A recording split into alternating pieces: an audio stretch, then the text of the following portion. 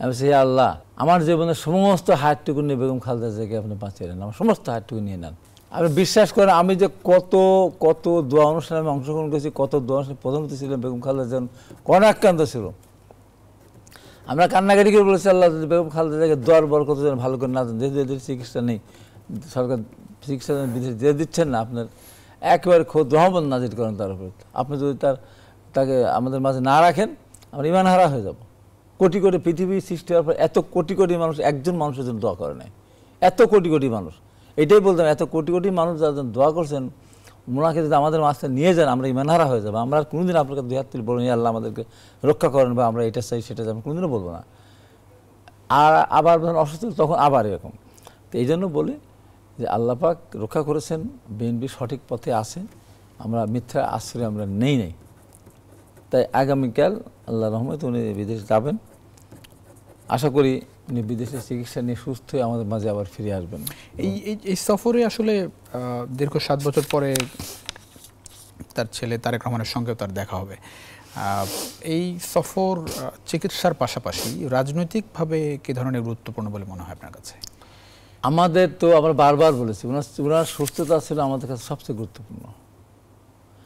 এবং দেখেন, আজকে কথা মনে পড়ে, জি জি, উনি যখন গুরুতর অসুস্থ, তখন আমার এই তো আপনারা ইউটিউবে দেখেছেন, আমার বক্তৃতা শুনেছেন, আমি বলছি, হে আল্লাহ, আমার জীবনের সমস্ত হায়াতটুকু নিয়ে বেগম খালেদা জিয়াকে আপনি বাঁচিয়ে নেন, আমার সমস্ত হায়াতটুকু নিয়ে নেন। আমি জানি আমি না থাকলে আমার পরিবার খুবই কষ্ট পাবে, কিন্তু ম্যাডাম খালেদা জিয়া না থাকলে এদের গণতন্ত্র, হারা মানুষ গণতন্ত্র ফিরে পাবে না, কোটি কোটি মানুষ কষ্ট পাবে। তাই আমার সমস্ত হায়াত নিয়ে দেশটি বেগম খালেদাকে সুস্থ করে দেন। কারণ আমি, আপনারা জানেন, হয়তো মনে নেই, হয়তো 2009 সালে মারাত্মক অসুস্থ হয়েছিলাম, জন্ডিসে আক্রান্ত হয়ে।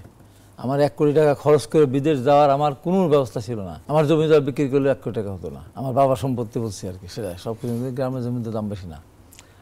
Madam Khaleda Zia liver transplant করার কথা ছিল, 1 কোটি টাকা খরচের ঝুঁকি নিয়ে উনি আমাকে সিঙ্গাপুর পাঠিয়েছিলেন। তা আল্লাহর রহমতে লিভার ট্রান্সপ্লান্ট করা লাগে নাই। পরে ওখানকার একটা ডেসপন বললেন লিভার ডায়ালিসিস করতে হবে। তা আমি বললাম, লিভার ডায়ালিসিস করে 1-2 বছর বাঁচতে চাই না, মরে গেলে এবারই যাবো। আল্লাহর রহমতে সেখান থেকে আমি রক্ষা পেয়ে ডায়ালিসিস করা লাগে না।